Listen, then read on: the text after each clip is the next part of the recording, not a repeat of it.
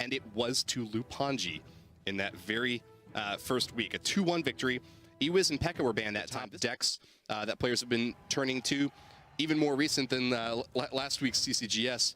And I think there's a pretty good chance to see some logbait coming in here. Oh, there's the Mega Knight at the left. Well, there's the minor control. Just a minor. Just the minor this time, though. Nice catch with that bandit, but that Mega Knight is really pulverizing that tower. So I think that Soking's response here has been amazing, though. Yeah, I think it is going to be minor Mega Knight control versus the new Golem deck, and there it is. The Lumberjack comes out, and this is the Golem deck that very we were interesting about. You know, Lumberjack hasn't seen a whole lot of play, but recently he's been used in some very experimental decks, and look at that. Wow. Rage Night Witch and the Bats get it down to 360. That's a huge hit in chatting. This deck that Soking has waits until double elixir time for it to get the tower almost down to 0 on one side in single elixir. That's going to be huge for him going forward. A pump coming down from Soking right now. He's got a lot of control in this game. The new flying machine and a split attack from Loupanji. Mega Minion will be able to take out that flying machine, but it looks like the bandit had a little bit of trouble with that miner. Zap's going to finish that right side pump just about off, maybe 1 or 2 more drops of elixir in there. I think that Soking had another really good response there. It's really up to the attacking player to punish that elixir collector, and so far Loupanji hasn't been able to do it. Yeah, and at this point, if you're Soking right now, you're just trying to get out your elixir collectors to bait out some minor damage, to really kind of just wait out the next 20 seconds of this match. Because once that comes out, the Golem's going to be coming down, and really, it's almost going to be unstoppable for Loupanji to stop. I don't see how he's going to be able to stop this Golem push in 10 seconds from Soking with the cards, especially with the Flying Machine. It's a very good deck. It's a very good card, but not really versus a big, heavy, tanky, you know, style. Agree with you on that one. You know, I think that the advantage that Loupanji has, if he has anything that he can really hold on to here, is the fact that Soking doesn't really have any big spells in his deck. He actually will be forced to actually move in on that left lane with a Golem of all things, just to get another 360 damage off the tower. Either that, or he's going to have to switch off and try to go for the 3 crown. Both options not really that good for Soking, but with the damage lead and a big Golem marching down the left lane, I think he's looking pretty good. Yeah, that Golem is going to take out the tower on the left, no problem. This miner, though, getting a little bit of chip off. The Bandit, though, so good moving around the map. The mobility of the Bandit, definitely one of the best cards in the game. Oh, a double Golem push. And this is an avalanche of destruction coming in from Soking. I don't see any way for Loupanji to shut this down. He is going to try to get one little crown down on the left side. He's got a decent chance of putting this in overtime. I think he is going to be able to do it, yeah, but how can you stop double Golem from Soking? Oh, this Golem is doing so much work with the Bats, though. No real answer. Miner.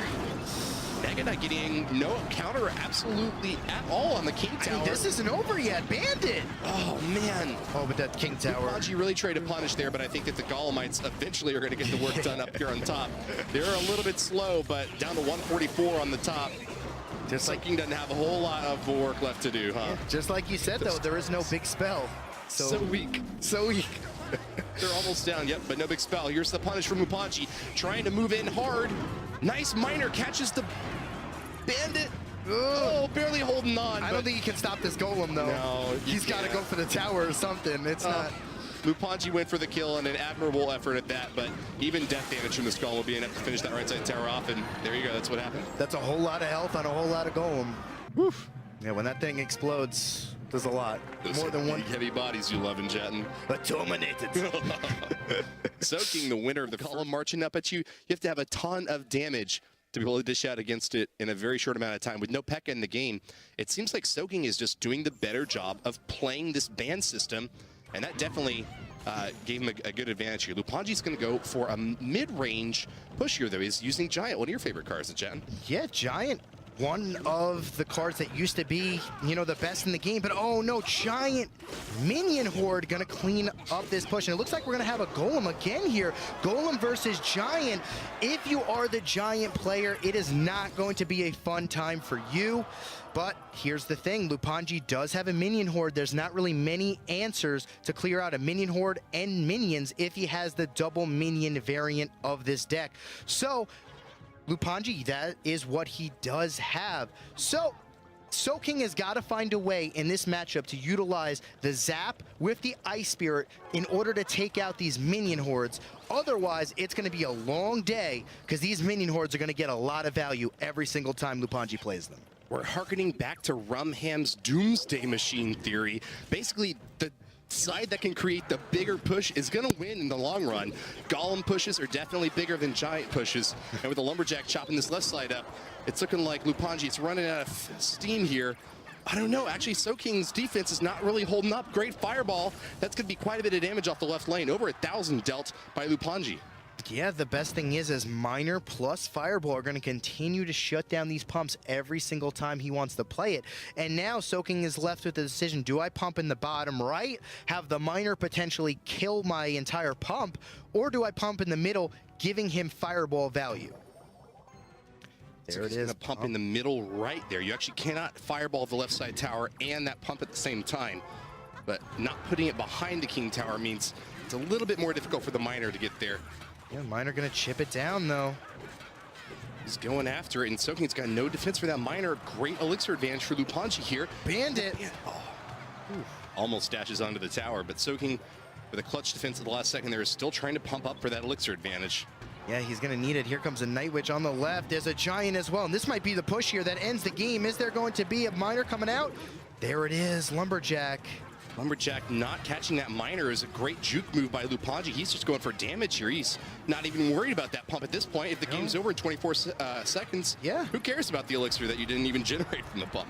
Yeah, and there it is. Here's the big push. The Lumberjack's going to get in front, which is what he wants. Night Witch coming out as well. The Rage, 15 seconds, though, to get the tower. Minion Horde, just like we said, there's really no answer to clear out the Minion Horde. So much value, and with 5 seconds left, that Golem might be big. It might be mighty, but it's not going to be able to take down that much damage on the tower. No way. Got it to triple digits, but Loupanji just needs a little bit of spell damage on the left side, and he has won the game. Great job to him.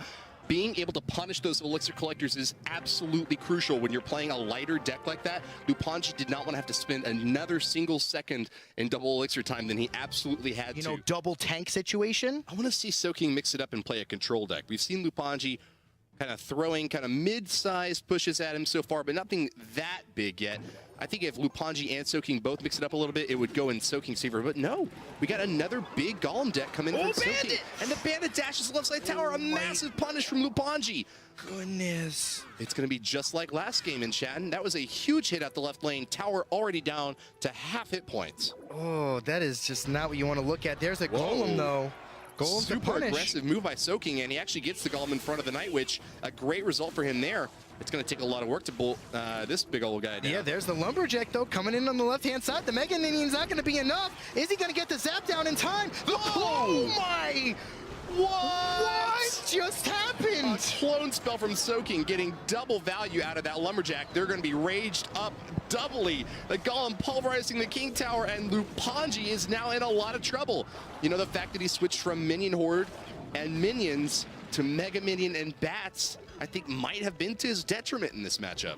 Yeah, 100%. He is probably going to take a tower here. I mean, Ooh, good zap by Loupanji. Oh, but this is too much. That tower's going down, though. It's a 1-1 draw. But Soking is going to have the opportunity to counterattack next. Who's getting more damage off their King Tower?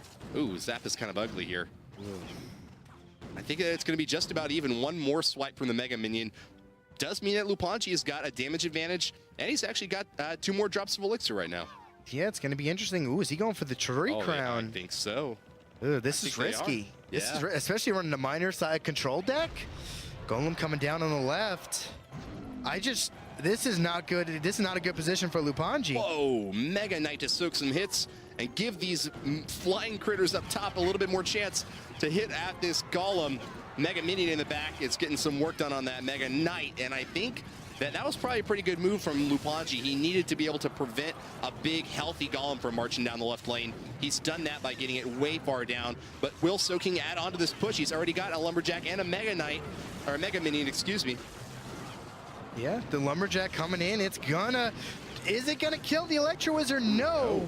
He was so powerful, one of the strongest support cards in the game, and you can see why from that exchange right there. Lots of DPS, and wow, Soking's actually switching now. He wants to go in the right lane. Yeah, this is going to be a big play from Soking. Nightwitch is going to clear this out. There's going to be a Lumberjack on the right. Double E-Wiz from Loupanji.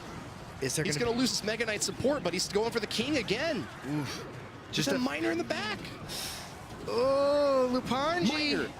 Mega Knight. Oh, so much. It's going to be over.